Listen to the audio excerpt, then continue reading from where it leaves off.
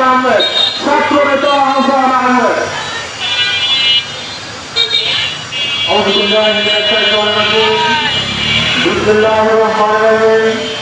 বাংলাদেশের স্বাধীনতা